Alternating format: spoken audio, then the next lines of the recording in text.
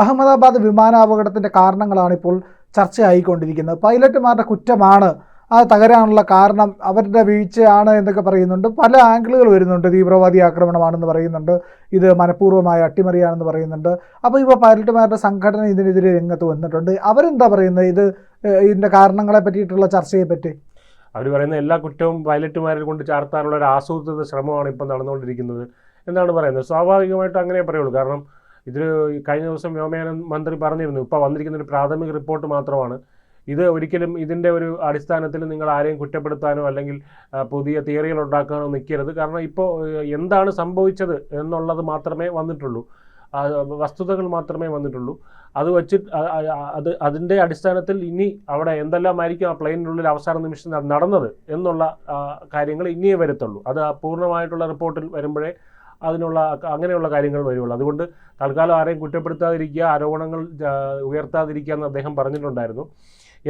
അപ്പോൾ എന്തായാലും പൈലറ്റിൻ്റെ പിഴവ് ഉറപ്പിക്കുന്നുണ്ട് ചില വ്യോമയാന വിദഗ്ധർ തന്നെ. വിമാന അപകടത്തെ തുടർന്നുള്ള ഒട്ടനവധി വസ്തുതകൾ ദുരൂഹത വർദ്ധിപ്പിക്കുന്നുണ്ട്. അപ്പോൾ ഈ സാഹചര്യത്തിൽ വിമാന അപകടത്തെക്കുറിച്ചുള്ള ഈ അന്വേഷണ റിപ്പോർട്ട് പുറത്തിറങ്ങിയത് പുലർച്ചെ 1:30 അപ്പോൾ ഇത് അസാധാരണമാണെന്നാണ് ഒരു വിഭാഗം വിമർശനങ്ങൾ ഉയർത്തുന്നത്. അതായത് പ്രാഥമിക റിപ്പോർട്ടിൽ പൈലറ്റുമാരുടെ പിഴവാണെന്ന് വ്യക്തമാക്കുന്ന നിരവധി ഘടകങ്ങളുണ്ട്. ഇതാണ് പൈലറ്റുമാരുടെ സംഘടനയെ ചൊടിപ്പിച്ചിരിക്കുന്നത്. എന്നാൽ ഭയാനകമായ ഈ അപകടം മനുഷ്യപ്രവർത്തനങ്ങളുടെ ഭാഗമായിരിക്കാം എന്നാണ് വ്യോമയാന വിദഗ്ധർ ഇപ്പോൾ അഭിപ്രായപ്പെടുന്നത്. ഇന്ത്യയിലെ പ്രമുഖ വ്യോമയാന വിദഗ്ധരിൽ ഒരാളായ ക്യാപ്റ്റൻ മോഹൻ രഘുനാഥൻ ഇക്കാര്യങ്ങൾ വിശദമാക്കുകയാണ്. ഇന്ധന കട്ട് ഓഫ് സ്വിച്ചുകളുടെയും കോക്പിറ്റ് ഓഡിയോയുടെയും ക്രമം ചൂണ്ടിക്കാട്ടിയാണ് അദ്ദേഹം ഇക്കാര്യങ്ങൾ കൂടുതൽ ശക്തമായി അടിവരയിട്ട് പറയുന്നത്. കോക്പിറ്റിൽ നടത്തിയ മനഃപൂർവ്വമായ പ്രവർത്തനങ്ങളിൽ നിന്നാകാം ഈ ദുരന്തം സംഭവിച്ചത് എന്ന് അദ്ദേഹം ഉറപ്പിക്കുന്നുണ്ട്. ഇന്ധനം സ്വിച്ച് ഓഫ് മോഡിലാക്കിയാൽ വിമാനത്തിന് ഗുരുതരമായ ദുരന്തം സംഭവിക്കുമെന്ന് പൈലറ്റുമാർക്ക് വ്യക്തമായിട്ട് അറിയാം. അതുകൊണ്ട് തന്നെ ഇതൊരു മനഃപൂർവ്വ പ്രവൃത്തിയാണെന്ന് അദ്ദേഹം വിശേഷിപ്പിക്കുന്നത്. ഇത് സ്വമേധയാ ചെയ്യണമെന്നാണ് അദ്ദേഹം പറഞ്ഞത്. സ്വമേധയാ അല്ലെങ്കിൽ വൈദ്യുത തകരാർ മൂലമോ അങ്ങനെ പെട്ടെന്ന് ചെയ്യാൻ കഴിയുന്ന ഒന്നല്ല. ഇന്ധന സ്വിച്ചുകൾ ഓഫ് മോഡിലാക്കുക എന്ന് പറയുന്നത് വളരെ ബോധപൂർവം ഒരു പൈലറ്റിന് ചെയ്യാൻ പറ്റുന്ന കാര്യം മാത്രമാണ്. അപ്പോൾ ഇതിലെ 2 ഇന്ധന സ്വിച്ചുകളും ഓഫായി പോയി എന്നുള്ള കാര്യം പ്രത്യേകം ശ്രദ്ധിക്കേണ്ട ഒരു കാര്യമാണ്. ഇന്ധന സെലക്ടറുകൾ സ്ലൈഡിംഗ് തരത്തിലല്ല ക്രമീകരിച്ചിരിക്കുന്നത്. അവ ഒരു സ്ലോട്ടിൽ അടക്കം ചെയ്തിരിക്കുന്നതാണ്. അതായത് ഒരു ലിവർ പോലെയാണ് അതിൻ്റെ ബട്ടൺ ഇരിക്കുന്നത്. അവ മുകളിലേക്ക് താഴേക്ക് നീക്കാൻ അവ പുറത്തെടുക്കേണ്ടതായിട്ടുണ്ട്, അതായത് വലിച്ചെടുക്കേണ്ടതായിട്ടുണ്ട്. അതിനുശേഷമാണ്, അല്ലാതെ ഒരു തിരിക്കാൻ പറ്റുന്ന ഒരു നോബ് പോലത്തെ ബട്ടൺ അല്ല. അപ്പോൾ ചുരുക്കത്തിൽ അശ്രദ്ധമായി അവയെ ഓഫാക്കാൻ, അത് കൈ തട്ടി ഓഫാകുക, അങ്ങനെ ഒരു സാധ്യത അവിടെ എക്സിസ്റ്റ് ചെയ്യുന്നില്ല. അപ്പോൾ ലോക്കിലേക്ക് മാറ്റണമെങ്കിൽ ഈ സ്വിച്ചുകൾ ആദ്യം പൈലറ്റ് പുറത്തെടുക്കേണ്ടതായിട്ടുണ്ട്. അതിനുശേഷം മാത്രമേ റൺ ഓഫ് മോഡുകളിലേക്ക് ഇന്ധന ഫ്യൂവൽ സ്വിച്ചുകൾ മാറ്റാൻ കഴിയുകയുള്ളൂ.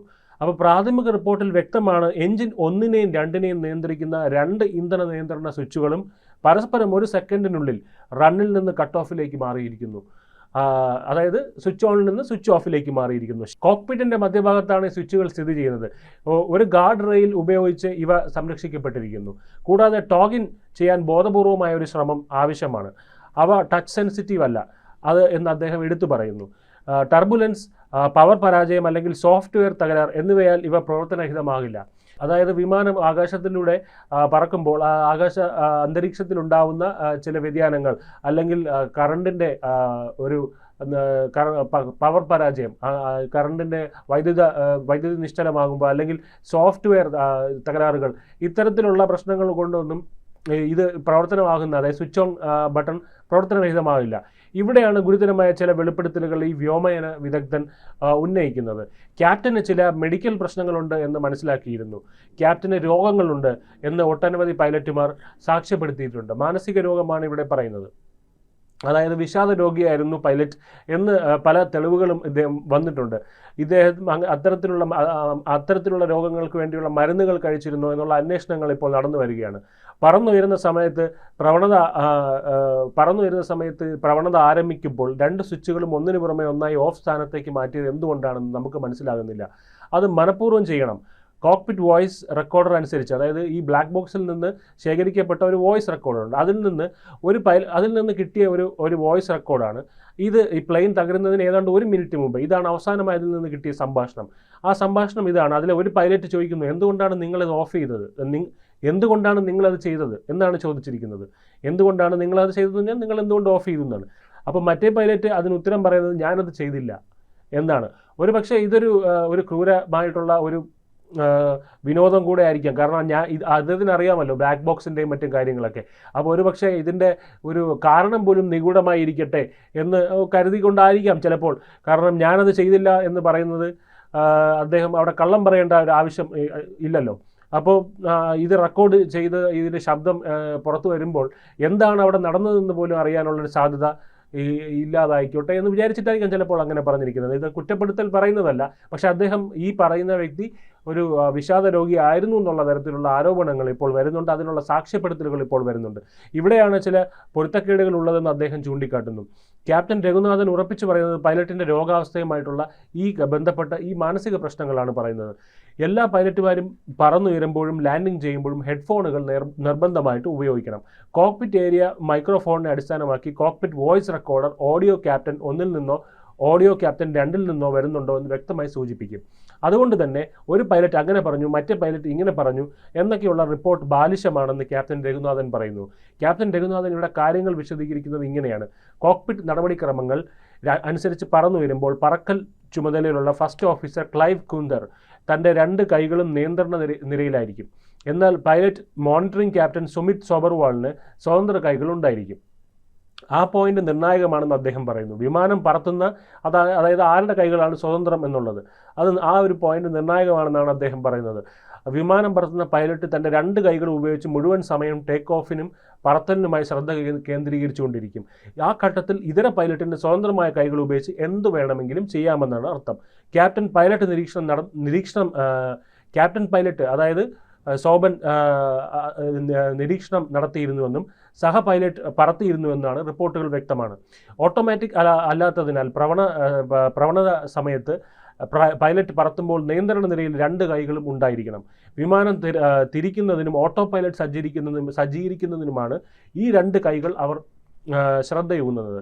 അതുകൊണ്ട് തന്നെ വിമാനം പറത്തുന്ന പൈലറ്റിനെ സംബന്ധിച്ച് അദ്ദേഹത്തിന് 2 കൈകളും തിരക്കിലാണ്. സ്വതന്ത്ര കൈയുള്ള ഒരേ ഒരു കാര്യം പൈലറ്റ് നിരീക്ഷണത്തിലുള്ള ആളുടേതാണ്. പൈലറ്റുമാരിൽ ഒരാൾക്ക് അറിയപ്പെടുന്ന മെഡിക്കൽ ചരിത്രമുണ്ടെന്നും അപകടത്തിന് മുൻപ് അദ്ദേഹം ദീർഘകാല മെഡിക്കൽ അവധിയിലായിരുന്നെന്നും ക്യാപ്റ്റൻ രംഗനാഥൻ പറയുന്നു. ഇത് എയർ ഇന്ത്യയിലെ നിരവധി പൈലറ്റുമാർ തന്നോട് പറഞ്ഞിട്ടുള്ള വസ്തുതയാണ്. എയർ ഇന്ത്യയിലെ നിരവധി പൈലറ്റുമാർക്ക് ക്യാപ്റ്റൻ ആരോഗ്യ പ്രശ്നങ്ങളുണ്ടെന്നും കുറച്ചു കാലമായി മെഡിക്കൽ ലീവിലാണെന്നും റിപ്പോർട്ട് ചെയ്തിരുന്നു. ഉന്നത മാനേജ്മെൻറ്റ് ഇതിനെക്കുറിച്ച് അറിയില്ല എന്നുള്ളത് വളരെ നാണക്കേടുള്ള ഒരു കാര്യമാണ്. 2 പൈലറ്റുമാർക്കും മെഡിക്കൽ സർട്ടിഫിക്കറ്റ് ലഭിച്ചിട്ടുണ്ടെന്നും പ്രാഥമിക വാർഷിക പരിശോധനകൾ വിജയിച്ചിട്ടുണ്ട് എന്നും അന്വേഷണ റിപ്പോർട്ടിൽ വ്യക്തമാക്കിയിരുന്നു. പക്ഷേ ഇത്തരത്തിലുള്ള മെഡിക്കൽ പരീക്ഷണത്തിൽ ഇവരുടെ മാനസികപരമായിട്ടുള്ള ആരോഗ്യം എത്രത്തോളം അളക്കപ്പെടുന്നു എന്നൊരു ചോദ്യമാണ്. എന്നാൽ അപകടത്തിന് തൊട്ട് മുമ്പുള്ള ദിവസങ്ങളിൽ മാത്രമല്ല മുൻ മാസങ്ങളിലും ജീവനക്കാരുടെ മാനസികവും പെരുമാറ്റപരവുമായ ആരോഗ്യത്തെക്കുറിച്ച് കൂടുതൽ ആഴത്തിലുള്ള അന്വേഷണം നടത്തേണ്ടിയിരുന്നു എന്നാണ് ക്യാപ്റ്റൻ രംഗനാഥൻ പറയുന്നത്. പൈലറ്റ് മൂലം ഉണ്ടാകുന്ന അപകടങ്ങൾ അപൂർവമാണ്, പക്ഷേ അത്യപൂർവമല്ല. 2015 ജർമ്മൻ വിങ്സ് ഫ്ലൈറ്റ് 9525 അപകടത്തെക്കുറിച്ച് ക്യാപ്റ്റൻ രംഗനാഥൻ ഓർമ്മപ്പെടുത്തി. അവിടെ ഇതുപോലെ കോക്പിറ്റിൽ 2 പൈലറ്റുകൾ ഉണ്ടായിരിക്കുമ്പോൾ അതിൽ ഒരു പൈലറ്റിന് ഇത്തരത്തിൽ മാനസിക ഒരു പ്രശ്നമുണ്ടായിരുന്നു, വിഷാദ രോഗത്തിന് അടിമയായിരുന്നു. അപ്പോൾ അതിൽ ഒരു പൈലറ്റ് ടോയ്ലറ്റ് യൂസ് ചെയ്യാൻ വേണ്ടി പുറത്തേക്ക് പോയപ്പോൾ ഈ വിഷാദ രോഗമുള്ള പൈലറ്റായിരുന്നു പ്ലെയിൻ പറത്തിയിരുന്നത്. അദ്ദേഹം കോക്പിറ്റ് പൂട്ടുകയും തിരിച്ച് ടോയ്ലറ്റ് യൂസ് ചെയ്യാൻ പോയ കോ പൈലറ്റ് തിരിച്ചു വന്നപ്പോൾ പൂട്ടിയിരിക്കുന്ന കോക്പിറ്റാണ് കണ്ടത്. അപ്പോൾ എത്ര മുട്ടിയിട്ടും അത് തുറന്നില്ല. അപ്പോൾ അദ്ദേഹം ആത്മഹത്യ ചെയ്യാൻ തീരുമാനിച്ചിരുന്നു. ആ ഫ്ലൈറ്റിലുണ്ടായിരുന്ന 150 പേരെയും കൊണ്ട് ആൽപ്സ് പർവ്വതത്തിലേക്ക് ആ പ്ലെയിൻ ഇടിച്ചിറങ്ങുകയും അത് ഒരു വലിയ ദുരന്തമുണ്ടാവുകയും ചെയ്തു. ആ ഫ്ലൈറ്റിലുണ്ടായിരുന്ന എല്ലാവരും കൊല്ലപ്പെടുകയും ചെയ്തു. അപ്പോൾ ഇത്തരത്തിൽ പിന്നീട് നമുക്കറിയാം MH370 എന്ന് പറയുന്നത് ഇന്ന് വരെ ആ വിമാനം കണ്ടുപിടിച്ചു, മലേഷ്യൻ എയർലൈൻസ്. അവിടെയും ഇതുപോലത്തെ ഒരു പിന്നീട് അതായത് അമേരിക്കയും ചൈനയൊക്കെ തെരച്ചിലിന് വന്നിട്ടും സിംഗപ്പൂരും ഒക്കെ തെരച്ചിലിന് വന്നിരുന്നു. അപ്പോൾ അവരെല്ലാം വന്നിട്ടും ഇതിനെ കണ്ടുപിടിക്കാൻ പറ്റിയില്ല. അപ്പോൾ അത് ഇന്നും ഒരു പ്രഹേളികയായിട്ട് തുടരുകയാണ്. അപ്പോൾ അതിൻ്റെ കാരണവും ഇപ്പോൾ കണ്ടെത്തിയിരിക്കുന്നത് ആ പൈലറ്റിൻ്റെ മാനസികമായിട്ടുള്ള ചില പ്രശ്നങ്ങൾ ഉണ്ടായിരുന്നു എന്ന് കണ്ടെത്തിയിരുന്നു. എന്തായാലും പ്ലെയിനിൻ്റെ അവശിഷ്ടങ്ങൾ കണ്ടെത്തിയില്ലെങ്കിലും അദ്ദേഹം അവിടെ ഒരു ആത്മഹത്യപരമായിട്ടുള്ള ശ്രമം നടത്തിയിട്ടുണ്ട് എന്നുള്ളത് വ്യക്തമായിട്ടുള്ള കാര്യമാണ്. അപ്പോൾ അത്തരത്തിലൊരു ശ്രമം ഇവിടെയും ഉണ്ടായിട്ടുണ്ട് എന്നാണ് ഇപ്പോൾ പ്രാഥമിക റിപ്പോർട്ടിൽ നിന്ന് മനസ്സിലാക്കാൻ പറ്റുന്ന കാര്യങ്ങൾ. അപ്പോൾ എന്തായാലും കൂടുതൽ വിവരങ്ങൾ ഇനി അറിയണമെങ്കിൽ അതിൻ്റെ പൂർണ്ണമായ റിപ്പോർട്ട് പുറത്തു വരേണ്ടതായിട്ടുണ്ട്. കൂടുതൽ വാർത്തകളും വിശേഷങ്ങളും നിങ്ങളിലേക്ക് എത്താൻ ABC മലയാളം സബ്സ്ക്രൈബ് ചെയ്യുക, ബെൽ ബട്ടണും അമർത്തുക.